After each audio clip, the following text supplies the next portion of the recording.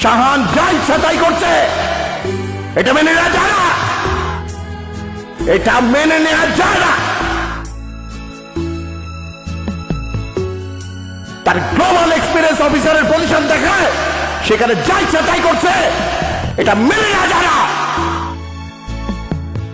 সেই সাথে এখানে আছে কিছু চামচা, এই সমস্ত চামচাদেরকে লাথি মেরে বের করে দেন।